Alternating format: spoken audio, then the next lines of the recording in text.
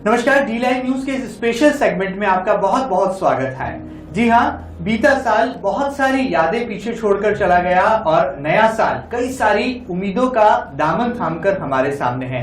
ऐसे में वो कौन कौन सी खास बातें रही जो कि साल 2015 को बना गई बेहद ही खास, और किस तरह से बीते साल की तमाम बड़ी छोटी घटनाओं ने हमारे यादों के झरोकों में बहुत सारे गहरे संदेश और बहुत सारी गहरी बातों को भी यहाँ पर छोड़ दिया है। हम इस खास मसले पर बातचीत करेंगे और यह भी जानेंगे कि बीते साल में कौन कौन सी ऐसी बातें हैं जिन्हें एक बार फिर याद करने की जरूरत है, उनसे सीख लेने की जरूरत है, ताकि नए 2016 में हम नई ऊर्जा और नए संकल्प के साथ इस नए साल में अपने कदम आगे बढ़ाएं। इस खास सेगमेंट में हमारे साथ कई सारे मेहमान जुड़ेंगे। सबसे पहले आपका मेहमानों से परिचय कराते हैं। हमारे साथ इस खास पेशकश में मौजूद रहेंगे देश के जाने माने अर्थशास्त्री सम्मानीय doctor Jayantilal Bhandari sir. Sir, आपका बहुत बहुत स्वागत है इस खास सेगमेंट में। साथ ही साथ हमारे साथ एक और व्यक्तित्व, एक और हस्ती मौजूद रहेगी, अभ्यास मंडल, जिसे कि शहर, न केवल शहर बल्कि मध्य भारत की सबसे सकारात्मक और सक्रिय सामाजिक संस्था माना जाता है। जी हाँ, अभ्यास मंडल के अध्यक्ष श्री शिवाजी मोहिते जी। सर, आपका भी बहुत बहुत स्वागत इस खास सेगमेंट में। साथ ही साथ हमारे साथ मौजूद रहेंगी, जी हाँ, जिस तरह से कहा जाता है कि थैलेसीमिया से पीड़ित बच्चों के बारे में बहुत कम ऐसा तबका होता है कि जो कि सोचता है, और खासतौर पर बाल विकास पर अपनी गहरी सोच रखने वाली समाज सेविका डॉक्टर रजनी भंडारी जी भी हमारे साथ इस खास पेशकश में मौजूद रहेंगी। मैडम, आपका भी बहुत बहुत स्वागत है। साथ ही साथ हमारे साथ मौजूद रहेंगी चिकित्सा जगत और शिक्षा जगत में एक अपनी अनुपम छवि रखने वाली doctor Sunanda Jain madam. Madam, आपका भी इस खास सेगमेंट में बहुत बहुत स्वागत है। बीते साल की बात करते हैं, किस तरह से साल 2015 में जहां एक और हमारे देश के प्रधानमंत्री नरेंद्र मोदी ने बहुत सारी विदेश यात्राएं की, अंतर्राष्ट्रीय संबंधों पर बहुत ज्यादा फोकस किया, तो वहीं दूसरी तरफ सहिष्णुता और असहिष्णुता की बेहद ही पतली परत पर बहुत सारे प्रश्न खड़े हुए। साथ ही साथ आर्थिक जगत में भी बहुत सारा उतार चढ़ाव देखने को मिला। जीएसटी को लेकर की भी तमाम बातें सामने निकल कर आई, तो वहीं दूसरी तरफ बहुत सारी फिल्मी हस्तियां भी विवादों में घिरती नजर आई। बीते साल में क्या कुछ खास रहा, किस तरह से तमाम हमारे मेहमान सोचते हैं कि 2015 पीछे बहुत सारी गहरे संदेश और बहुत सारी बातें छोड़कर चला गया। सबसे पहले शुरुआत करते हैं डॉक्टर भंडारी सर के वक्तव्य से। सर, आप क्या मानते हैं, आर्थिक नजरिए में साल 2015 कैसा रहा और आने वाले साल में हम कौन कौन सी उम्मीदों का दामन थाम सकते हैं? यकीनन जी, बीते वर्ष 2015 में देश जिस तेजी से आगे बढ़ने की संभावनाएं रखता था, आर्थिक विकास की जो संभावनाएं रखता था, उसके मद्देनजर उतना विकास नहीं हो पाया। देश के परिदृश्य पर कई आर्थिक मुश्किलें रहीं। खासतौर से जो सबसे बड़ी मुश्किल रही वो हम कह सकते हैं कि देश के निर्यात घट गए। देश में जो विदेशी निवेश है, जितनी अनुमान किया जा रहा था उसकी तुलना में कम आया, और बैंकिंग क्षेत्र में जो उम्मीदें थी वे उम्मीदें भी बैंकिंग क्षेत्र के अंदर पूरी नहीं हुई। और इन सबके साथ साथ जो एक सबसे बड़ी चुनौती रही कि सरकार बार बार कहती रही कि जीएसटी जैसे महत्वपूर्ण कानून जो देश की अर्थव्यवस्था को बदल देंगे, देश के निर्यात बढ़ा देंगे, वह पारित नहीं हो पाए। तो ये आर्थिक मुश्किलों का वर्ष रहा। लेकिन जो खास बात है कि पूरी दुनिया में एक वैश्विक मंदी रही, लेकिन भारत उस वैश्विक मंदी से परेशान नहीं रहा। और इसके तीन बड़े कारण रहे। एक तो जो पेट्रोल और डीजल की कीमतें हैं, कच्चे तेल की कीमतें हैं, वे पिछले 12 साल की तुलना में इस साल सबसे कम रही, क्योंकि $40 प्रति बैरल से भी कम रही। एक बहुत बड़ी देश की उपलब्धि रही, अन्यथा बड़ी मुश्किल होती। दूसरी बड़ी दिक्कत, और हम उसको एक देश के लिए पॉजिटिव बात भी कह सकते हैं, कि दुनिया में जो कमोडिटीज हैं, जो वस्तुएं हैं, उनकी कीमतें घटी रही, तो भारत को भी ज़्यादा मुश्किल नहीं सामना करना पड़ा। और तीसरी अर्थव्यवस्था के दृष्टिकोण से बात ये कि कर संग्रह जो है वो पिछले 5 साल में सबसे ज़्यादा रहा। तो ये तीन बड़ी अनुकूलता रहे जिनके कारण देश के सामने जो आर्थिक चुनौतियां थी उनका मुकाबला भी किया जा सका, और विकास दर भी 2015 में दुनिया की सबसे ज्यादा 7.3% रही।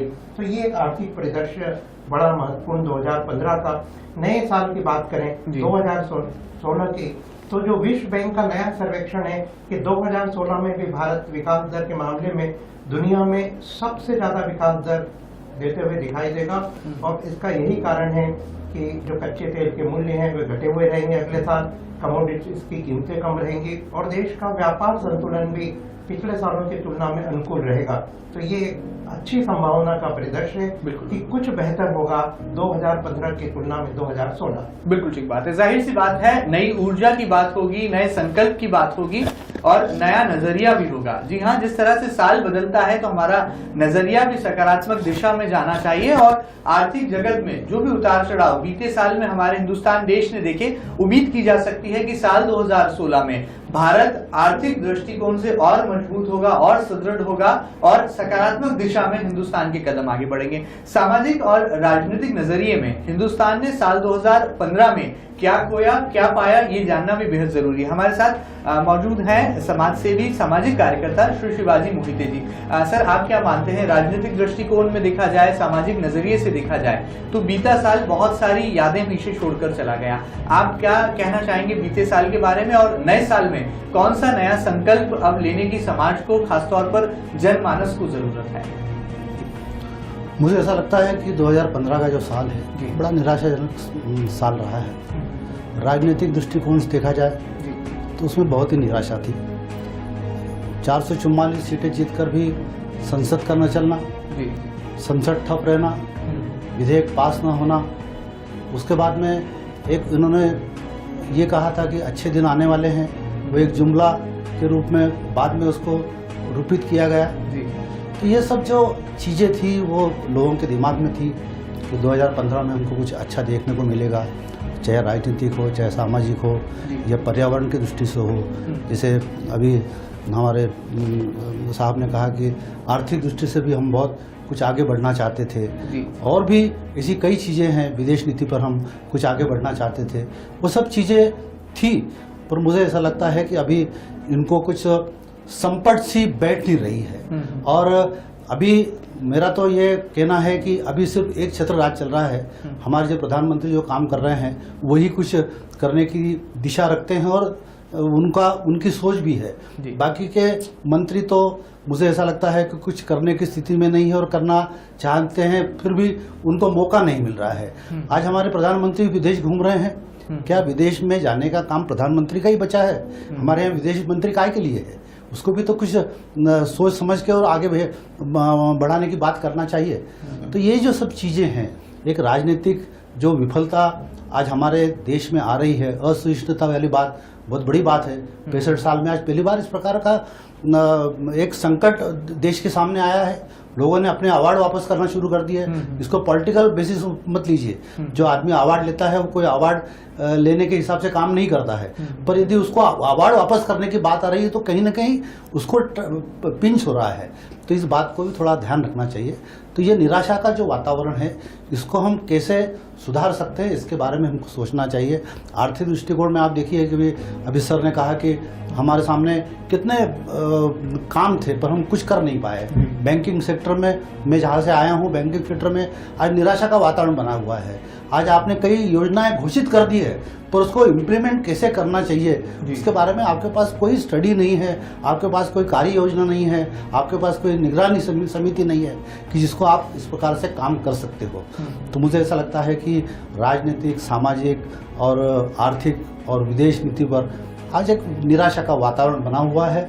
हम कोशिश ये करेंगे कि अब शायद 2016 में इन्होंने जो कुछ सोचा था उसको एक मूर्त रूप देने का ये प्रयास करेंगे और अच्छे दिनों की जो बात थी जिसको जुमले में तब्दील किया गया, वो हो सकता है कि आम जनता तक पहुंचाने वाली बात होगी।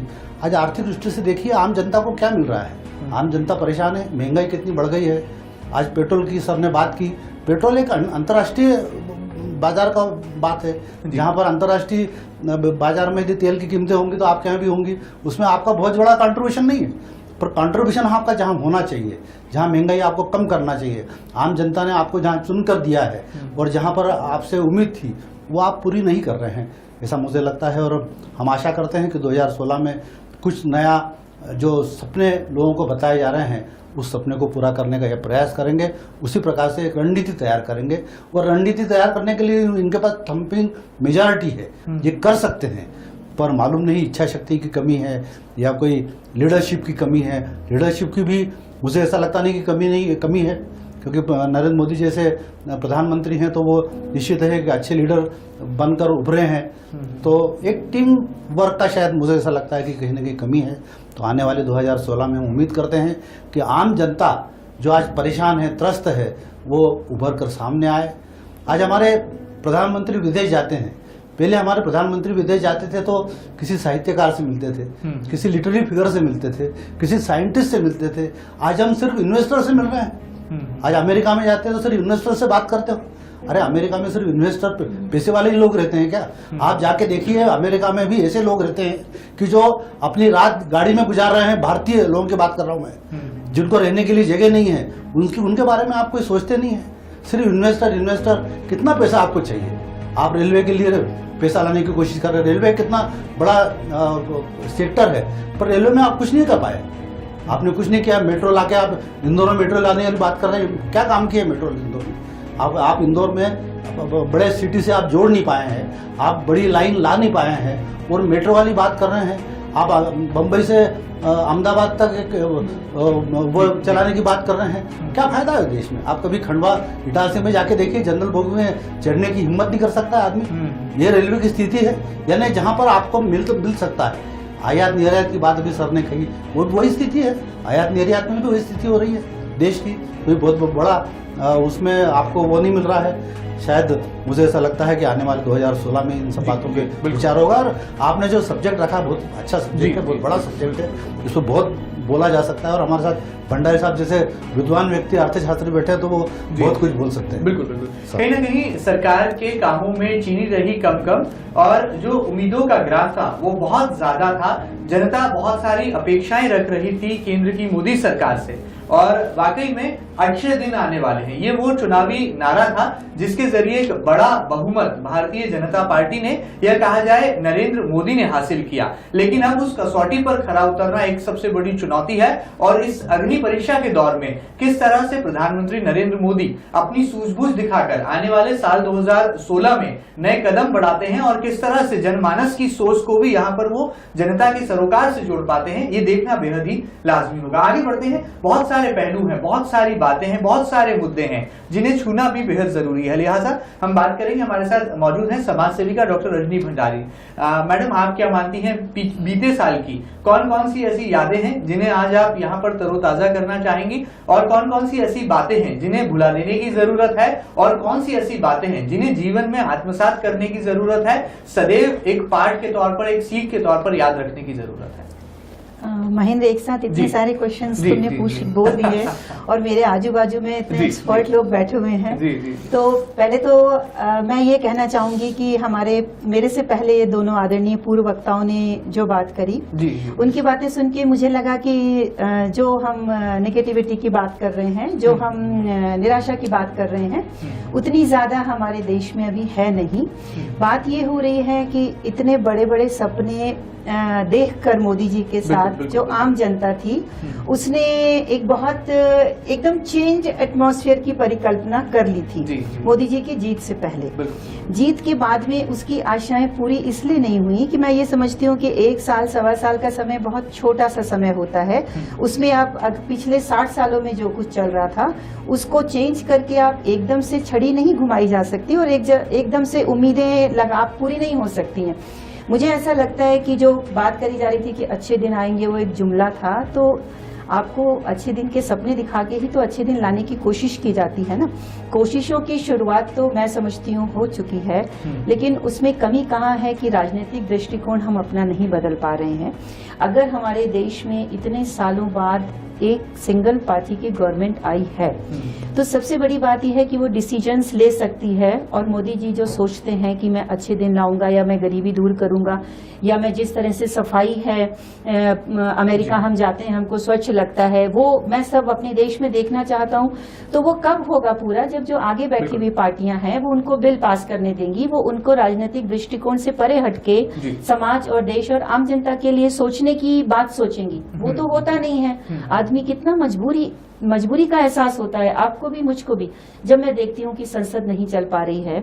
कितनी छोटी सी बात है, कि अगर जीएसटी बिल लाना चाहते हैं उससे सबको डायरेक्टली फायदा होगा, लेकिन वो पास ही नहीं हो पाता। महिलाओं के लिए 33% आरक्षण की बात की जाती है, वो अभी तक नहीं हो पाया। उसके बाद में कैसे आप उम्मीदें लगाते हैं कि हम ये सोचें कि अच्छे दिन भी आएंगे? देयर इज नो डाउट अच्छे दिन जरूर आएंगे, लेकिन उसके लिए हमें इंतजार करना पड़ेगा। दूसरी बात ये कि मुझे क्या याद रहा बीते सालों में, तो मुझे सबसे पहले तो मैं अच्छी बात को याद रखना चाहूंगी। अच्छी बातें अगर आपको सुन के बड़ा आश्चर्य होगा कि मैं अच्छी बातें क्या याद रख रही हूँ। मुझे तो मोदी जी की विदेश यात्राओं का कितना भी क्रिटिसिज्म किया हो, लेकिन मुझे उनकी विदेश यात्रा इसलिए याद रहती है कि उनकी विदेश यात्राओं का जो भी रिपोर्टिंग है उसको देखकर सुनकर हमें ये महसूस होता है कि हमारे देश के बारे में बाहर एक बहुत स्ट्रॉन्ग और पॉजिटिव सोच बनी है। और मोहिते जी कह रहे थे कि वो सिर्फ इन्वेस्टर से मिलते हैं, इससे नहीं मिलते, उससे नहीं मिलते। अरे आप क्या बात करते हैं मोहिते जी, भयानक भीड़ उनकी सभाओं में आती है, हजारों लोग खड़े होते हैं, उनमें सारे लोग होते हैं। कौन आते हैं? वो कौन आते हैं? सिर्फ पैसे वाले लोग आते हैं? नहीं, ये देखिए सारे लोग आते हैं, पैसे वाले लोग आते हैं कि जिनको सुन के जाते हैं वो अपने घर में जाके तारीफ जरूर करते हैं कि इंडिया में बहुत सालों बाद एक ऐसा नेता आया है, एक ऐसा प्रधानमंत्री आया जो पूरे सिस्टम को चेंज करने की हिम्मत दिखा रहा है। हमें उनकी हिम्मत को बढ़ाना चाहिए। हमें ये नहीं सोचना चाहिए कि ऐसा नहीं हो सकता। क्यों नहीं हो सकता? सारी चीजें हो सकती हैं। हमें उनका साथ देना चाहिए, हमें वक्त का इंतजार करना चाहिए।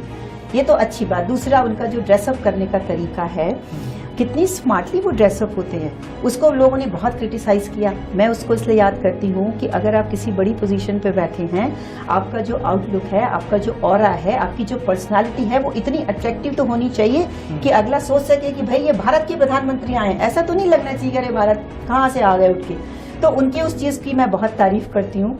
दूसरा, मैं यहाँ ये कहना चाहती हूँ कि अभी आप और हम सब लोग जो भी थोड़ा बहुत निराश हो रहे हैं, वो इसलिए हो रहे हैं कि जो पॉलिटिकल कल्चर है उसको मोदी जी चेंज कर रहे हैं। He is working in a corporate sector. तो कॉर्पोरेट सेक्टर का जो हम पॉलिटिकली उसको अगर हम करना चाहेंगे तो वो डाइजेस्ट एकदम से नहीं होता है। धीरे धीरे लोग डाइजेस्ट करेंगे कि राजनीति में भी इस तरह का हो सकता है और इस तरह का कल्चर हो सकता है। तो उसे हमें 2016 में हम उम्मीद करेंगे कि वो सारी चीज़ें हमारे सामने रिजल्ट के रूप में आए। तीसरी बात जो मैंने याद रखी वो 200 रुपए किलो दाल तुअर की, वो भी मुझे बहुत तकलीफ देती रही। और उसको भी मैं सोचती रही कि मोदी जी ने तो कहा था महंगाई कम करेंगे, और इतनी बड़ी बड़ी बातें वो करते हैं कि मैं तो आम आदमी के लिए सोचता हूँ, तो आम आदमी तो तुअर की दाल खा के जिंदा रहता है, बेचारे के मुंह से आपने दाल भी छीन ली। तो कम से कम सबसे पहले मोदी जी को ये करना चाहिए कि 200 रुपए की तुअर की दाल जो है उसकी प्राइस कम करें। सारे पावर्स आपके हाथ में है, ये इनके इन प्रकार आपको उस पर लगाम लगानी चाहिए।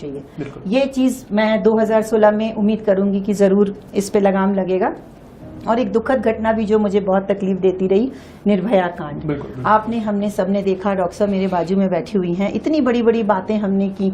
कितनी तकलीफ होती है जब हम ये देखते हैं कि एक महिला की इतनी दुर्गति, वो भी उसके अपने देश में। कितना बड़ा दुर्भाग्य है। इतने साल हम आजाद हो गए, हम बात करते हैं हमारे देश में देवी के रूप में हम पूजा करते हैं महिलाओं की, और उसकी हम इतनी दुर्गति करते हैं। उसके बाद जिस लड़के ने, जिस आदमी ने किया उसके साथ कृत्य, उसको हम छोड़ देते हैं। इसलिए छोड़ देते हैं कि हमारे पास कानून नहीं है। कितनी गलत बात है। जिस कानून को हम बना देते, जिस दिन से निर्भया कांड हुआ उसी दिन से अगर सोचती सरकार कि कानून में बदलाव है, तो आज तक बदलाव हो चुका होता और वो छूट गया। और लोग हम कितना मतलब हम महिलाएं जो है, इतनी मजबूरी हमको महसूस होती है कि हमारे पास ऐसा कानून नहीं है। एक छोटा सा लड़का जिसे सिर्फ आप ये कह देते हैं कि वो कानूनी उम्र उसकी नहीं है, उसको हम सजा नहीं दे सकते। जो आदमी इतना घिनौना कृत्य कर सकता है, वो बच्चा कैसे हो सकता है? मैं तो ये समझती हूँ कि ये जो कांड हुआ ना, इसने मुझे बहुत तकलीफ दी। और मैं इस चैनल के माध्यम से 2016 में सिर्फ एक उम्मीद लगाऊंगी कि जितनी भी महिलाएं हैं, जितनी भी लड़कियां हैं, जो हम फीमेल जेंडर है, उसकी सिक्योरिटी के लिए बहुत सॉलिड कदम मोदी जी को उठाने पड़ेंगे। 50% हमारी पॉपुलेशन है मोदी जी, अगर हम 50% लोगों को आप नाराज करेंगे, हमारी सुरक्षा का ध्यान नहीं रखेंगे, तो अच्छे दिन कैसे आएंगे? अच्छे दिन तो आ ही नहीं सकते महेंद्र। तो ये वाला सपना भी मैं 2016 में जरूर देखूं। जी बिल्कुल। डॉक्टर सुनंदा जैन मैडम जी हैं। मैडम, आप क्या मानती हैं? महिला सुरक्षा का मुद्दा अपनी जगह है, वहीं दूसरी तरफ एक बड़ा मैसेज, एक बड़ा संदेश गणतंत्र दिवस के मौके पर नारी शक्ति परेड के जरिए देने की कोशिशें भी की गई, और बराक ओबामा इस पूरी परेड के गवाह, इस पूरी परेड के साक्षी बने। ऐसे में हमारे देश में बीते साल में बहुत सारे मुद्दे थे। आप कौन कौन से मुद्दों को याद करना चाहेंगे और साल 2016 में कौन से ऐसे नए संकल्प होंगे जो कि आप चाहती हैं कि जनता और खासतौर पर समाज यहाँ पर आगे बढ़कर ले? सर्वप्रथम तो मैं ये चाहूंगी कि शिक्षा जगत में जो हो रहा है और जो हुआ बीते साल में मुझे ठीक नहीं लग रहा है, क्योंकि जिस तरह से शिक्षा एक मूलभूत अधिकार है और ये रूट्स है हमारे, उसी से हम विद्यार्थी पैदा करें, उसी के बाद में जो इंसान बनेंगे वो किस तरह की जिंदगी जिएंगे, कितने कांड होंगे कितने नहीं होंगे वो डिसाइड होता है। तो मेरा ये कहना है कि शिक्षा के ऊपर वो पूरा ध्यान देना चाहिए। अभी जैसे हार्दिक पटेल किस्सा जो अपना अहमदाबाद में हुआ, तो जिसके कारण ये मैसेज दिया गया है कि रिजर्वेशन होना चाहिए, आरक्षण होना चाहिए। मैं ये मानती हूँ कि जब ये डिसीजन हुआ था कि कुछ साल 10 साल ही आज़ादी के बाद में ये आरक्षण का मुद्दा रहेगा, तो उसके बावजूद भी ये चले जा रहा है, तो इसके ऊपर क्यों कोई एक्शन नहीं लिया जा रहा है? और इतना हम हमेशा परेशान होते हैं जिस तरह से अहमदाबाद में एक कांड हुआ, तो मुझे लगता है कि इस पे विशेष ध्यान देने जैसा है। और ये बहुत दुख दे गया गए साल में कि आरक्षण अभी भी दिमागों में घर करा हुआ है। दूसरी जगह हर जगह हम देखते हैं कि हर यूनिवर्सिटी में जो एजुकेशन का जो मैं कहना चाह रही थी, हर जगह पे क्योस लगा हुआ है, भाई परीक्षाएं समय पे नहीं होती है, हर जगह पूरे हिंदुस्तान में आप देख लीजिए। मुझे लगता है बहुत कम यूनिवर्सिटीज ऐसी होगी जहाँ पर बहुत अच्छी तरह से सुचारू रूप से कार्य चल रहा होगा। तो शिक्षा को हमें एक अच्छा वो देना चाहिए, और मैं चाहूंगी कि आने वाले साल में शिक्षा के प्रति और शिक्षा की मूलभूत जरूरत को समझ के और कार्य किया जाए, जिससे पूरी अच्छी तरह से आगे सुचारू रूप से देश चला जा सकता है। दूसरा मोहन भाई, मैं एक डॉक्टर होने के नाते कहना चाहूंगी कि मेडिकल कॉलेजेस और उसके एडमिशंस, उसका भी जो सब कांड होते हैं, ये सब देखते हुए मुझे ऐसा लग रहा है कि डॉक्टर्स की जरूरत है। सरकार को डॉक्टर्स मिलते नहीं है, गांव में जाने के नहीं, और इवन शहर में काम करने के लिए नहीं मिलते हैं। तो इसके लिए हमें कॉलेजेस वगैरह का जो है कि नए नए कॉलेजेस, अगर नए कॉलेजेस बनाए जा रहे हैं तो ठीक है, उसमें कोई दिक्कत नहीं है। परंतु जो ऑलरेडी एग्जिस्टिंग मेडिकल कॉलेजेस है उनको भी हमें आने वाले साल में एक तवज्जो देना चाहिए, उसके इंफ्रास्ट्रक्चर बढ़ा के और वही सीट्स बढ़ा के डॉक्टर्स बढ़ाना चाहिए। और इन चीजों पे सुनने में तो गौण लगती है, परंतु धरातल पे हम देखो तो बहुत जरूरी चीजें हैं, और इसके ऊपर मुझे लगता है कि ध्यान देने की बहुत जरूरत है। बस ये है कि चूंकि ये मूलभूत चीजें हैं और कोई ध्यान नहीं दे रहा, तो मुझे बहुत दुख हो रहा है कि हम बड़ी बड़ी बातें जरूर करते हैं, हम बुलेट ट्रेन भी आएगी, ये भी आएगा, और कॉर्पोरेट जगत का ही रहेगा, वो सब चीजें उसकी उम्मीदें तो हम करें, पर इन चीजों पर भी ध्यान दें जिससे छोटे से छोटे बच्चा अच्छी तरह से पढ़ाई वगैरह कर सके और अच्छी तरह से हम शिक्षा जगत को आगे ला सके। बिल्कुल ठीक बात है। एक बात महेंद्र यहाँ जोड़ना चाहूंगी डॉक्टर साहब की बात में, जो आपने कहा कि प्राइवेट मेडिकल कॉलेज नहीं खुले हैं तो कुछ नहीं है, और जो एग्जिस्टिंग है मेरी बात सुनिए, नहीं तो पुराने का इंफ्रास्ट्रक्चर अच्छा हो, और दूसरा फीस पर लगाम रखी जाए। प्राइवेट मेडिकल कॉलेज में इतनी अनाप शनाप फीस कहाँ बिक जाते हैं, लोग बिक जाते हैं अपने बच्चे को डॉक्टर बनाने के लिए, तो सरकार को लगाम तो कहीं लगानी चाहिए ना फीस के ऊपर। एग्जिस्टिंग कहने का मतलब है कि किसी भी चीज पे कोई कंट्रोल नहीं है, तो फीस पर भी तो लगाम होना चाहिए ना। प्राइवेट इसका मतलब ये तो नहीं कि आप जितनी चाहे फीस लेते चले जाएंगे, ये चीज बहुत मतलब कठिनाई होती है लोगों के लिए, पेरेंट्स के लिए। और शिक्षा के लिए जो कहा जाता है कि हर किसी का एक जन्मसिद्ध अधिकार है शिक्षा लेना, और उसमें अगर पैसे के कारण अगर कोई विद्यार्थी पढ़ नहीं पाता है तो ये देख के बहुत दुख होता है कि एक ऐसा देश है जहाँ पर हम एक मूलभूत सुविधा भी नहीं दे सकते हैं। बिल्कुल ठीक बात है। बहुत सारी बातें हैं, बहुत सारे ऐसे मुद्दे हैं, बहुत सारे ऐसे अनछुए पहलू हैं जो कि बीते साल में जो है बहुत सारी यादों को यहाँ पर छोड़कर चले गए हैं, और नए साल 2016 में नए संकल्प के साथ हम जुट जाएं, नए संकल्प के साथ नई परिभाषा गढ़ें और हमारा भारत देश सकारात्मक दिशा में विकास की गति के साथ आगे बढ़ता चला जाए। बीते साल 2015 की बात करें तो वो पहलू जो लगातार अखबारों के पन्नों की सुर्खियां बने या टीवी चैनल्स में ब्रेकिंग न्यूज और हेडलाइंस बनकर बार बार फ्लैश हुए, वो तमाम ऐसे मुद्दे हैं जिन पर अब बात करने की जरूरत है। और हमारे सभी खास मेहमानों ने अपने अपने वक्तव्य के जरिए बहुत सारे संदेश और बहुत सारी उम्मीदें यहाँ पर दर्शकों के समक्ष बयां की हैं, अभिव्यक्त की है। बहुत सारे ऐसे मुद्दे हैं, मैं चाहूंगा सभी मेहमानों से कि वो बातचीत का दौर शुरू करें। बहुत सारे ऐसे मुद्दे हैं। शुरुआत करते हैं प्रधानमंत्री नरेंद्र मोदी की विदेश यात्रा से, आगे बढ़ते हैं तो सहिष्णुता और असहिष्णुता के मसले पर लंबी बहस हमारे हिंदुस्तान देश में छेड़ दी गई, जहां एक और 40 से ज्यादा साहित्यकार 13 से ज्यादा वैज्ञानिक और तकरीबन 10 फिल्मकारों ने अपने अवार्ड लौटाकर इस गहन मुद्दे पर कहा जाए बॉलीवुड स्टार्स ने भी आगे आकर बयानबाजी शुरू कर दी, जिसके चलते देश में एक नया मुद्दा जो है यह कहा जाए बेबात पर बात का बतंगड़ बना दिया गया। असहिष्णुता और सहिष्णुता के बीच पतली सी परत को भी यहाँ पर तोड़ने की कोशिश की। आगे बढ़े तो महंगाई ने भी जनता को खूब रुलाया। कभी प्याज ने लोगों की आंखों में आंसू दे दिए तो कभी दाल ने महंगाई के तड़के का एहसास करा दिया। और थोड़े कदम आगे बढ़ाएं, साल 2015 में जो बीता साल था, तो हार्दिक पटेल, जी हां, अहमदाबाद का ये युवा नौजवान ऐसे सड़कों पर निकला कि उसके पीछे लाखों लाख समाज के लोग, तकरीबन 5 लाख से ज्यादा लोगों की रैली निकालकर उसने देश के प्रधानमंत्री नरेंद्र मोदी से लेकर अपने पुराने संबंधी रहे, जी हां, दिल्ली के मुख्यमंत्री अरविंद केजरीवाल तक को एक बड़ा गहन संदेश दे डाला। तो वहीं दूसरी तरफ बात करें, जहां एक और मदमस्त चाल थी प्रधानमंत्री नरेंद्र मोदी की, तो बिहार चुनाव राजनीतिक तौर पर यू टर्न साबित हुए। लालू प्रसाद यादव, जिसका जो वो शख्सियत, वो राजनेता जिनका नाम चारा घोटाले में जो है जोड़कर देखा गया, उनके सुपुत्र महज पहले चुनाव में बिहार प्रदेश के उप मुख्यमंत्री बन जाते हैं। ये भी बीते साल की बहुत बड़ी घटना रही। वहीं दूसरी तरफ हिट एंड रन मामले में फिल्म स्टार सलमान खान को क्लीन चिट मिल जाना भी कहीं ना कहीं उनके फैंस के लिए एक बड़ी राहत, बड़ी खुशखबरी लेकर आई। तो वहीं दूसरी तरफ हमारे देश में कानून में संशोधन को लेकर भी बहस को जन्म दे दिया। तो आगे बढ़ते हैं। इसी तरह से बार बार कई सारे मुद्दे ऐसे रहे जो कि बीते साल में कहीं ना कहीं चर्चाओं का विषय बन गए।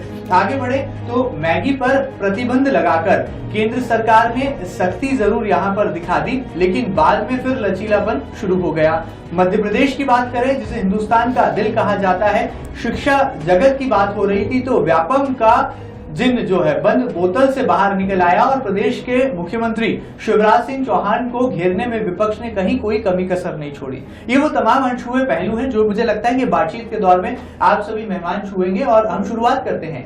सबसे पहले शिवाजी मोहिते जी, आपने जिस तरह से अपना आक्रोश यहाँ पर अभिव्यक्त किया, क्या मानेंगे ये देश में जो तमाम समसामयिक मुद्दे हैं या जो तमाम चर्चित मामले रहे, इन तमाम मामलों को क्या भुला देने की जरूरत है या इनसे सीख लेने की जरूरत है?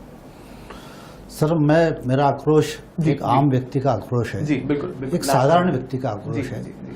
अभी जो स्थितियां चल रही है, जैसे भंडारी मैडम ने कहा कि महंगाई, आप कहीं भी जाइए सरकार दिखती ही नहीं कहीं आपको। जो एक गवर्नमेंट का रोल होना चाहिए, एक शासन का रोल होना चाहिए कि आज महंगाई बढ़ रही तो उस पर क्या कंट्रोल हो सकता है, कहीं सुरक्षा का मुद्दा आ रहा है तो वहाँ गवर्नमेंट का क्या कंट्रोल हो सकता है, और भी जो चीज सामाजिक दृष्टिकोण से जो चीजें आती है, पर्यावरण का मुद्दा आता है तो उस पर सरकार का क्या कार्य होना चाहिए, ये कहीं दिखता नहीं है।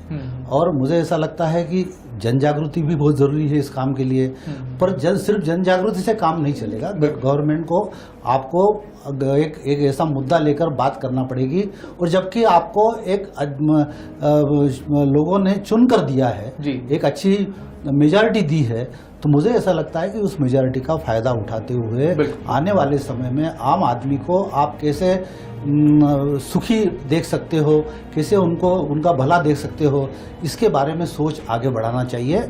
जो पूंजी आज हमारा देश जो है, मुझे ऐसा लगता है कि भंडारी साहब एग्री होंगे कि आज हमारा देश पूंजीवाद की तरफ जा रहा है। क्या पूंजीवाद इस देश को की भलाई हो सकती है क्या, इसके बारे में हमको सोचना चाहिए। अभी हमारे यहाँ आजकल आंदोलन बंद हो गए हैं। आंदोलन इसलिए बंद हो गए हैं कि जो पैसे वाला व्यक्ति है वो आंदोलन कभी नहीं करता था, नीचे वाला तबका भी कभी आंदोलन नहीं करता था। एक मिडिल क्लास फैमिली का आदमी हमेशा आंदोलन करने के मूड में रहता था, और उसके ऊपर वो सोच भी थी। पर आज उसको उतना परिपक्व बना दिया है उन्होंने इतना भौतिकवाद से उनको इतनी सुविधा दे दी है कि वो आंदोलन करने की राह नहीं करता है। और इसीलिए आप देख रहे होंगे कि हिंदुस्तान में आजकल आंदोलन की जो स्थितियाँ हैं वो बंद जैसी होती जा रही है। जो राजनीतिक आंदोलन चलते हैं उसमें मुझे लगता नहीं है कि देश का कोई हित होता है, वो अपने राजनीति सीखने के लिए आंदोलन करते हैं। पर पहले जो एक सामाजिक आंदोलन हुआ करते थे वो आजकल बंद हो गए हैं, तो उसको भी हमारे जैसे जागरूक लोगों को चलाना चाहिए और लोगों को आगे आना चाहिए। तो मुझे ऐसा लगता है कि 2016 में हमको इस प्रकार की जो गतिविधियां हैं जी, सरकार को कहीं दिखना चाहिए। जैसे मैडम ने भी कहा फीस बढ़ रही है, ये काम किसका है, ये किसको देखना चाहिए, फीस क्यों बढ़ रही है। आज आप मेडिकल कॉलेज में एमडी करने चले जाओ या एडमिशन लेने चले जाओ, 1.5 करोड़ रुपए लेते हैं साहब। नासिक जैसी जगह 1.5 करोड़ रुपए में एमडी की सीटें बिकती हैं। तो ये पैसा कहाँ से आएगा, लोगों के पास कैसा पैसा है, कहाँ से लोग कैसे देंगे बेचारे। तो ये सब जो चीज़ें हैं ये सरकार के हाथ में रहती है, और मुझे ऐसा लगता है कि सरकार को इस पे और आवश्यक कदम उठाना चाहिए, जरूरी कदम उठाना चाहिए, कठोर कदम उठाना चाहिए, और उसके लिए जो भी वो कर सकते हैं मेजॉरिटी का फायदा लेके करना चाहिए। तो नए साल में इस तरह की बातें हो, ये तमाम जो पुराने अध्याय हैं ये भुला दिए जाएं, बहुत सारी व्यवस्था में तब्दीली लाई जाए, सुधार की तरफ हम कदम बढ़ाएं। बाकी मेहमानों से भी मैं दरख्वास्त करूंगा कि किस तरह से, जी डॉक्टर भंडारी साहब आप कुछ कहना चाह रहे हैं। मैं ये कहना चाहूँगा जी कि नए साल में सरकार का सबसे बड़ा संकल्प ये होना चाहिए कि देश की अर्थव्यवस्था भी आगे बढ़े जी और देश का आम आदमी भी खुशहाल हो। इसके लिए दो तरफा कार्यनीति बनानी होगी। एक तरफा आर्थिक विकास को आगे बढ़ाने के लिए अभी जो मुश्किलें हैं वे मुश्किलें निर्यात बढ़ाने से संबंधित हैं, FDI प्रत्यक्ष विदेशी निवेश बढ़ाने से संबंधित हैं और कृषि क्षेत्र के विकास से संबंधित हैं। इन तीनों के ऊपर एक नई रणनीति सामने आनी होगी। दूसरी सबसे खास बात ये कि इस विकास में जो बाधा बन रहे हैं वो है हमारे पुराने कानून। देश में ऐसे आर्थिक कानून हैं जो 150 से 200 साल पहले बने हैं, वे कानून भी अभी चल रहे हैं और वो उद्योग को रोक रहे हैं, कारोबार को रोक रहे हैं। नए साल में सरकार का संकल्प होना चाहिए और सरकार के साथ में विपक्षी दलों का भी संकल्प होना चाहिए कि ऐसे जो प्राचीन कानून हैं जो विकास को रोक रहे हैं उन्हें वे दूर करें और सरकार के साथ कदम से कदम बढ़ाकर आगे बढ़े। और सबसे खास बात तो GST की है, क्योंकि शीतकालीन सत्र में GST पारित नहीं हो पाया, ये देश का एक बहुत बड़ा दुर्भाग्य है। लेकिन अब बजट सत्र सामने है, सरकार ने भी प्रयास करना चाहिए कि विपक्षी दलों का पूरा सहयोग मिले। और ये एक रणनीति भी चल रही है कि जो GST की दर अधिक थी वे घटाकर 18% के आसपास की जा रही है। इससे कांग्रेस का भी सहयोग होगा और साथ ही जो राज्यों के लिए 1% अतिरिक्त कर की व्यवस्था थी GST में, उसके बारे में भी सरकार सोच रही है। तो सरकार के साथ विपक्षी दलों का सहयोग बहुत जरूरी होगा। ये जरूरी होगा कि हम कृषि के विकास की नई नीति के ऊपर चले और खासतौर से जो सब्सिडी दी जा रही है वो सब्सिडी को नगद सब्सिडी के रूप में हम खातों के अंदर जमा कराएं। और ये सब्सिडी बहुत सफल हुई है अभी तक। तो नगद सब्सिडी की तरफ सरकार को आगे बढ़ना होगा, करप्शन भी रुकेगा और वे जरूरतमंद लोग जिनके पास में सब्सिडी जानी चाहिए उनके पास में जाएगी। तो ऐसी एक अच्छी रणनीति के साथ आगे बढ़ेंगे तो निश्चित रूप से देश भी आगे बढ़ेगा और आम आदमी भी आगे बढ़ेगा। बिल्कुल ठीक बात मैं यहाँ कुछ जी बिल्कुल है ना, बिल्कुल भंडारी साहब ने कहा, उसी की बात सुन के, उनकी बात सुन के मुझे याद है किसानों की हालत जी है ना, वो भी एक बहुत बड़ा मुद्दा रहा 2015 में। उसमें भी इतनी ज्यादा बात की गई, कितने सारे किसानों ने आत्महत्या की। अभी मैं थोड़े दिन पहले टीवी पर देख रही थी, विदर्भ में कितनी बुरी हालत है, घास की रोटी खा रहे हैं मतलब। और उनको जब घास की रोटी खाते हुए देखते हैं तो फिर हमें याद आता है कि बातें तो राजनीतिक प्लेटफॉर्म से कुछ और की जा रही हैं। हम ये सुनते हैं, शिवराज सिंह जी के भी स्टेटमेंट आते हैं कि इतना करोड़ों का हमने किसानों के लिए मुआवजा सैंक्शन किया है। अब वो जाता कहाँ है यही नहीं पता चलता। हो सकता है, ये भी हो सकता है अगर किसी पॉलिटिकल व्यक्ति से हम इस तरह से कहते हैं तो वो कहते हैं अरे मैडम वो तो टीवी वाले हैं, वो तो यही उठा के दिखा देते हैं, वो ये नहीं दिखाते कि हमने इतना सारा बांटा। तो कहीं तो कुछ दिखना चाहिए।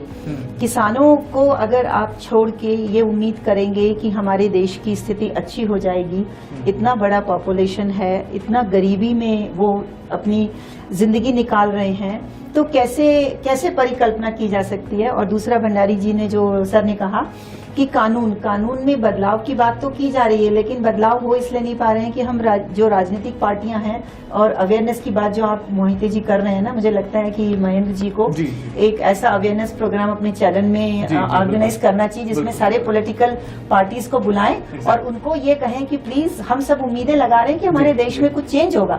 तो आप लोग जब तक चेंज नहीं चाहेंगे तब तक कैसे चेंज होगा। मैं और आप तो हम बैठ के बात कर सकते हैं, हम सिर्फ अपने आइडियाज दे सकते हैं, लेकिन चेंज की शुरुआत कहाँ से होगी? जहाँ से होगी उन लोगों को सोचने की जरूरत है। बिल्कुल बिल्कुल। डॉक्टर जैन मैडम, आप क्या मानती हैं, बीते साल में हमारे देश ने या हमने क्या खोया क्या पाया, और नए साल में कौन सी उम्मीदों का दामन थामे अब हम? नहीं, जो खोया वो तो अपने बात कर ली है। जी, मैं तो जी, आगे अभी बिल्कुल। एक सकारात्मक सोच बिल्कुल, लेके बिल्कुल, बैठी हूँ। बिल्कुल, बिल्कुल, मैं सोच रही हूँ कि बीते कल को हम भूल जाए, जी। भूले नहीं तो भी एक रिकॉर्ड में रख ले दिमाग में, और आगे चलते एक हमें रोड मैप बनाने की जरूरत है जी, कि जी। किस तरह से हर फील्ड में जाना है। बिल्कुल। मैं चाहूंगी कि सरकार को ये देखना है कि हर फील्ड में कॉमन मैन को जो फायदा होता है उसके ऊपर काम करना है, और जो पूंजीवादी वगैरह जो बातें हो रही है कि फॉरेन कंट्रीज से होना वो भले होता रहे, पर कॉमन मैन के लिए एक मैप तैयार करके उन्होंने किस तरह से काम करना है ये निश्चित करना चाहिए, तो ही ये अच्छे दिन आगे। अदरवाइज तो अगर हम प्लानिंग नहीं करते तो नहीं आएंगे। जैसे मैं कहना चाहूंगी, अभी बीइंग अ डॉक्टर में एक ही बात कर सकते हो कि स्वाइन फ्लू है, डेंगू है, जी। जब आता है तब इतनी दौड़ा दौड़ी होती है और रेड अलर्ट घोषित हो गया, नहीं हो बिल्कुल, गया, बिल्कुल, बेड्स मिलते नहीं है। दिल्ली की कंडीशन ऐसी थी जहाँ हॉस्पिटल्स नहीं थे, अब ऐसी कंडीशन, ये तो हर साल की बीमारी रहती है, हर साल प्रॉब्लम्स रहती है, इसको क्यों नहीं हम एंटिसिपेट करके चलते हैं। जी, जी। और ये सफाई अभियान जो चालू करा है, मुझे लगता है महज एक ऊपरी स्तर पे चल रहा है, ऐसा मेरा एक मानना है। अगर पूरा बिल्कुल सही। शिद्दत से इसको करा जाए, बिल्कुल। जो खान हाँ, मुझे तो लगता है कि जब से सफाई अभियान जी, चला है जी, ज्यादा गंदगी हो गई है इंदौर में। वही थी जी, खान नदी का हम लोगों ने अभ्यास मंडल ने अपने स्टार्ट करा था, बिल्कुल। उसको भी अभी कहाँ तक पहुंची है ये भी देखने का। तो एक जो बातें हम कर रहे हैं, हम भी करते हैं, दूसरे भी करते हैं, नेता लोग भी करते हैं, राजनीतिज्ञ भी करते हैं, पर उसे एक फाइनल एक रोड मैप बनाए कि इस तरह से हमें चलना है, और आज ही के दिन अगले साल हम लोग विचार कर सके कि जो हमने इतना सोचा उसमें क्या करा। बिल्कुल। क्योंकि जब स्वाइन फ्लू के जब होती है तब अंदर से नदी नाले सब साफ होते हैं, और जब ये होते हैं तब तक तो काफी मौतें हो चुकी रहती हैं। तो ये सब चीजें जो एंटिसिपेट करके चले कि अगले साल ये प्रॉब्लम्स आ सकती है, ये हमें काम करना है, और इस तरह से प्लान बना के अगर काम करा जाए तो मुझे लगता है आने वाला साल बहुत अच्छा रहेगा और वाकई में अच्छे दिन आएंगे। बिल्कुल ठीक बात है। चलिए अब आप सभी मेहमानों का ध्यान एक ऐसे मुद्दे की तरफ, एक ऐसे यात्रा की तरफ भी ले जाना जरूरी है जिसकी चर्चा जो है ये बीते साल में जाते जाते बहुत सारी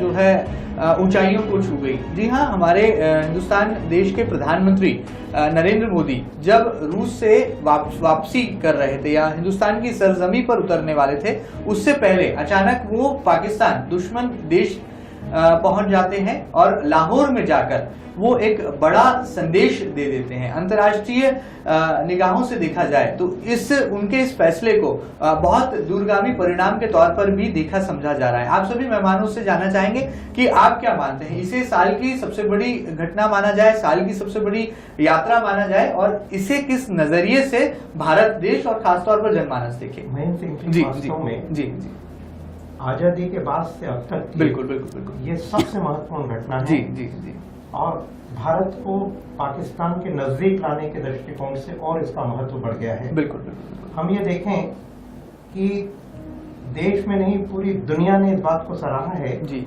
कि आर्थिक और राजनीतिक दृष्टिकोण से यदि भारत और पाकिस्तान साथ में आते हैं तो न केवल भारत और पाकिस्तान की विकास दर बढ़ेगी वरन पूरा दक्षिण सार्क समूह की विकास दर बढ़ेगी, और भारत के बहुत नजदीक होने के कारण पाकिस्तान के साथ जो व्यापार बढ़ेगा जी जी उससे देश के उद्योग कारोबार को गति मिलेगी, और दुनिया राह देख रही है कि भारत पाकिस्तान नजदीक आए। उसकी बहुत बड़ी मिसाल जी। प्रधानमंत्री मोदी जी ने प्रस्तुत की है, वे वास्तव में प्रशंसा के पात्र हैं, और इससे दोनों देशों के अंदर मित्रता और आर्थिक संबंधों का एक नया इतिहास शुरू होगा। बिल्कुल बिल्कुल बिल्कुल। और भी एक ऐसा मुद्दा है मुझे लगता है जिस पर बात करना बेहद जरूरी है। जी हाँ, गलती से पाकिस्तान पहुंची मुखबधिर बालिका गीता भी जो है बीते साल 2015 में सबसे बड़ी सुर्खियों में रही। 14 साल बाद गीता की वतन वापसी हुई और रक्षा मंत्रालय ने वो प्रयास किए कि वो दुश्मन देश पाकिस्तान को भी एक सकारात्मक, एक संजीदगी भरा संदेश दे सके। हमारे साथ दो महिला मेहमान भी मौजूद हैं, लिहाजा इस मसले पर वो क्या सोचती हैं। Doctor Bhandari ma'am, doctor Jain, आप क्या मानती हैं इस तरह के मसले पर? जब ये बालिका गीता जो है हिंदुस्तान लाई गई और पूरी की पूरी सरकार ने इसके लिए प्रयास किए, और अब वो मध्य प्रदेश यानी कि मध्य प्रदेश के सबसे बड़े शहर इंदौर में मुखबधिर संगठन में हैं और उनके माता पिता की तलाश जारी है। ऐसे संजीदगी भरे मसले पर आप इसे कैसे जो है बीते साल की एक बड़ी घटना मानते हैं? ये एक अभूतपूर्व घटना है मेरे राय में, और इस तरह की घटनाएं जो पूरा प्रोसीजर हुआ है ये बिल्कुल सराहनीय है, और उसे अच्छी लाइफ देना, अच्छी तरीके से करना, और इतना इंटरेस्ट लेके जो सरकार ने किया है, जो सामाजिक कार्यकर्ताओं ने किया है, मुझे लगता है ये बहुत प्रशंसनीय कार्य है।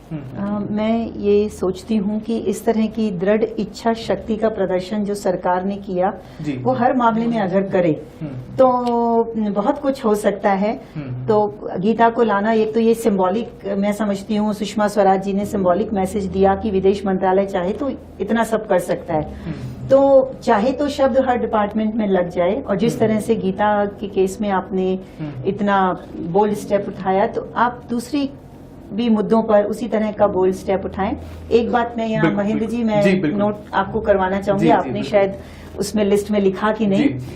मैं कल ही न्यूज देख रही थी कि रेलवे में बात मोहिती जी कर रहे थे कि रेलवे में इटारसी में चढ़ नहीं सकते, वो इसलिए नहीं चढ़ सकते कि बहुत भीड़ है वहां पर। लेकिन रेलवे में कितना अच्छा प्रयोग हुआ है कि ट्विटर पे एक महिला जो ट्रेन में सफर कर रही थी, उसकी बच्ची की तबीयत खराब थी, उसने सुरेश प्रभु जी को ट्वीट किया और 10 मिनट के अंदर अगले स्टॉप से पहले उनके पास डॉक्टर आ गए। तो ये कितना अच्छा प्रयास है। तो ये अच्छा प्रयास सरकार ने ही किया है ना, तो उस तरह के अच्छे प्रयासों की भी सराहना होनी चाहिए।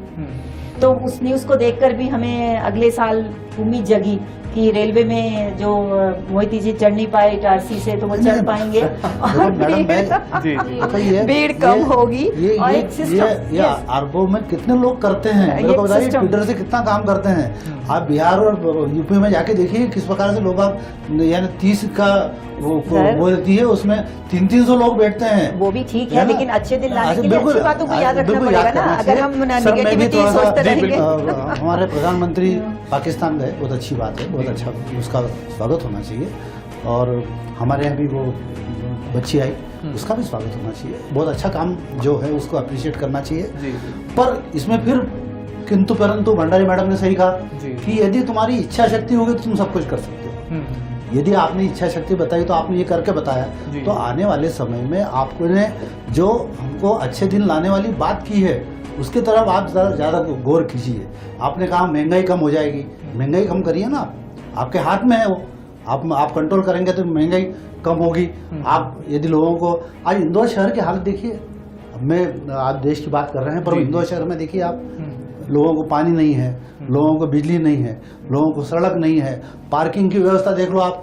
ये मैडम रहती है उस इसमें देख लीजिए आप, जहाँ मल्टी बनी कि उन्होंने पार्किंग खत्म कर दी, दुकानें लगा दी, इमली बाजार में आप जा नहीं सकते हैं। और आप स्मार्ट सिटी वाली बात कर रहे हैं, स्मार्ट सिटी आप राजवाड़े पे ला रहे हैं, जहाँ से वहाँ पे जो रोड टांगे खड़े रहते हैं उनको तो आप हटा नहीं पाए हैं कई सालों से, पर वहाँ पे स्मार्ट सिटी वाली बात कर रहे हैं। तो इंदौर में भी मुझे ऐसा लगता है कि 2015 में जो स्थिति हुई है उसके बारे में महेंद्र भाई बात करना चाहिए, क्योंकि अपन देश और प्रदेश में तो बड़े बड़े उद्यानी बैठे हैं, वो बात करेंगे। और मुझे ऐसा लगता है कि इंदौर के बारे में भी 2015 में जो गया और 2016 में क्या हो सकता है, इसके बारे में भी थोड़ा अपने को बात करना चाहिए। हमारा निवेदन है आपसे। तो स्मार्ट सिटी की बात आपने छेड़ी है। स्मार्ट सिटी की बात करें तो ये एक बड़ा महत्वाकांक्षी प्रोजेक्ट है जो कि मोदी सरकार ने बीते साल में इसे क्रियान्वित करने के लिए कदम बढ़ाए और एक बजट का बड़ा हिस्सा स्मार्ट सिटी को विकसित करने के लिए अलग रखा गया। ऐसे में लाजमी है कि जब विकास की बात आती है तो राजनीति भी आड़े आती है और विकास की राह में आने वाले अवरोध भी सामने आ जाते हैं। हम न केवल इंदौर की बात करेंगे बल्कि मध्य प्रदेश के उन तमाम बड़े शहरों की ही बात क्यों न कर लें जिन्हें जो है स्मार्ट सिटी के तौर पर भविष्य की परिकल्पना में संजोकर देखा जा रहा है। खासतौर पर राजधानी भोपाल की भी बात करें तो वहां पर भी स्मार्ट सिटी की संभावनाओं को पंख लगाने के लिए तमाम प्रोजेक्ट्स कागज पर रफ्तार पकड़ रहे हैं। ऐसे में आप क्या कहना चाहेंगे मोहित साहब? बिल्कुल, आप बीते साल की इस अध्याय के बारे में और आने वाले साल 2016 में क्या चाहते हैं कि स्मार्ट सिटी किस तरह से परिकल्पनित हो? जी बिल्कुल। सबसे पहले तो ये देखें कि जो स्मार्ट सिटी की अवधारणा प्रधानमंत्री ने प्रस्तुत की है, उसका खास पर्पस ये है कि दुनिया के अंदर जितने शहर आगे बढ़ रहे हैं उसी तरह से शहरों को विकसित करके स्मार्ट सिटी के रूप में विकसित करके प्रदेश और देश को आगे बढ़ाया जाए। और हम पूरे देश में जितनी स्मार्ट सिटी की योजनाएं बनाई गई हैं उनके दृष्टिकोण से इंदौर और बहुत आगे है और इंदौर की रैंकिंग पूरे देश में बहुत ऊंचाई के ऊपर है और जो प्रयास किए जा रहे हैं निश्चित रूप से बहुत प्रशंसनीय है। ऐसे प्रयासों को हमको सपोर्ट भी करना चाहिए क्योंकि यदि स्मार्ट सिटी होती है, शहर आगे बढ़ेगा तो शहर के हर आदमी को उसका कहीं न कहीं रोजगार में और विकास में फायदा होगा, शिक्षा के रूप में फायदा होगा, चिकित्सा के रूप में होगा। तो हम सबका ये प्रयास ही होना चाहिए कि 2016 में स्मार्ट सिटी के रूप में हमारा इंदौर आगे बढ़े और हम सबका उसमें व्यक्तिगत योगदान भी हो। बिल्कुल मोहित साहब, अवरोध बहुत सारे हैं। नहीं, बिल्कुल सर ने बिल्कुल सही बात कही। और प्रधानमंत्री ने 15 अगस्त 2014 को लाल किले से इसकी घोषणा की जी। और अभ्यास मंडल ने 13 सितंबर 2014 को इसके ऊपर एक सेमिनार किया जी। और वो जाल सभागृह में किया। उसकी हमने सीडी बनाई और सीडी बना के प्रधानमंत्री और शहरी विकास मंत्री को भेजा।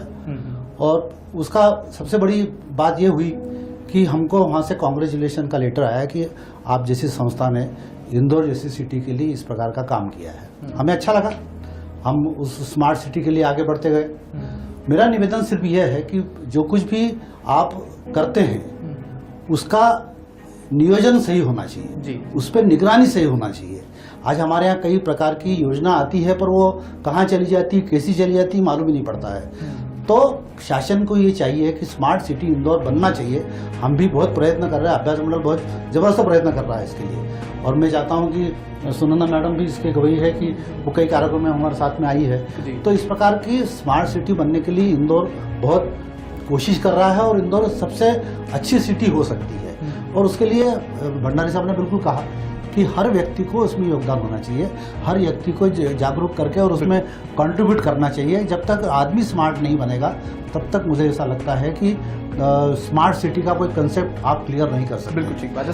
स्मार्ट सिटी में आप क्या चाहते हैं? बिल्कुल। स्मार्ट सिटी में क्या आप सिर्फ ये सीमेंटेड सड़कें चाहते हैं? स्मार्ट सिटी में क्या आप चाहते हैं कि बड़े बड़े रोड बन जाए, बड़े बड़े मॉल बन जाए? ये स्मार्ट सिटी का कंसेप्ट तो नहीं हो सकता। हम ये चाहते हैं कि हर व्यक्ति को पीने का पानी अच्छा मिले, स्वास्थ्य की उसकी सुविधा हो, शिक्षा की उसको सुविधा मिले, लोगों को चलने के लिए सुविधा हो, पार्किंग की व्यवस्था हो। आज मैं आपके यहाँ आया तो गाड़ी में सामने पार्क करके आया हूँ, मालूम नहीं वो गाड़ी रहेगी कि नहीं रहेगी सामने।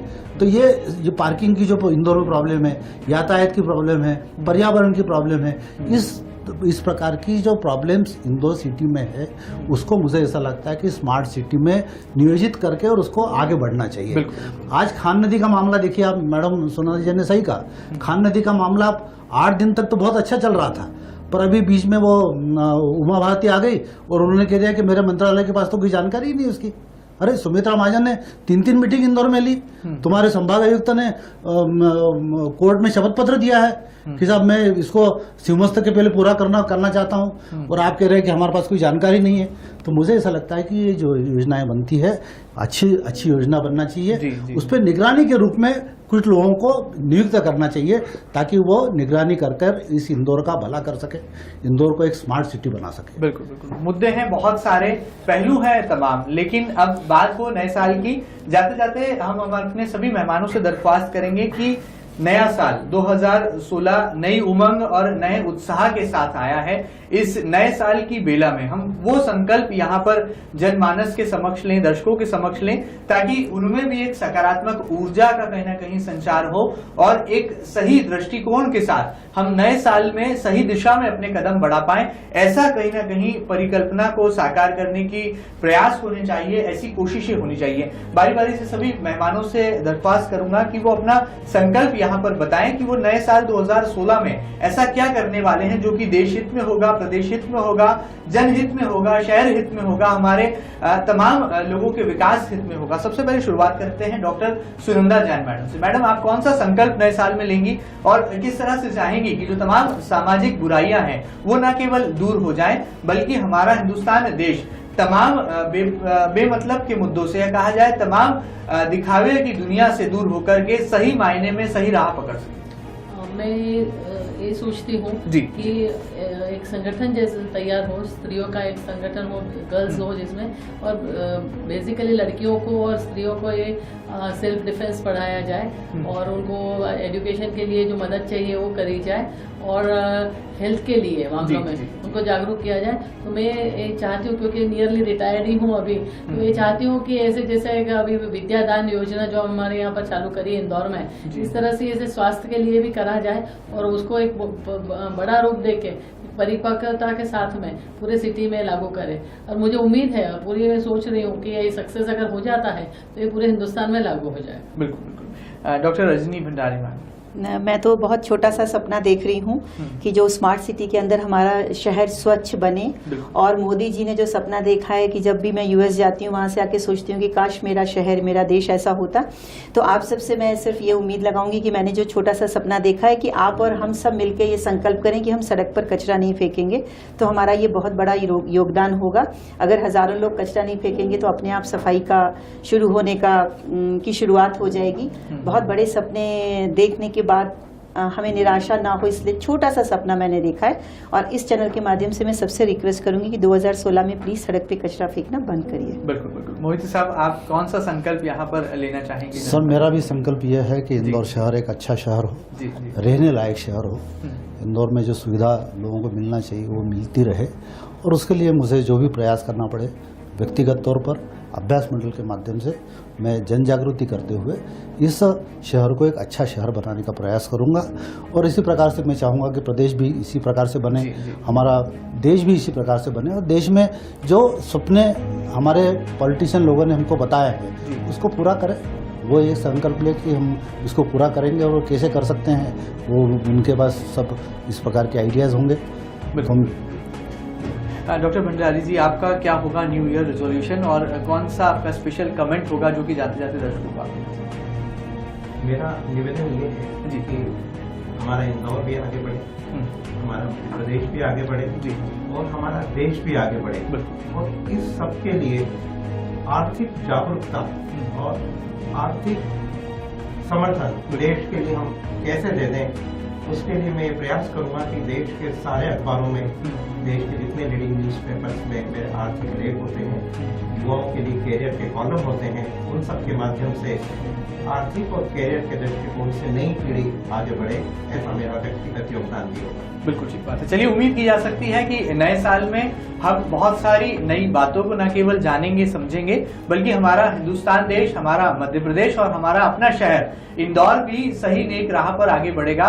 और विकास की गति के साथ साथ इंसानियत की मूल भावना, मानवता की भावना भी जिंदा रह सके, उसे भी कायम किया जा सके।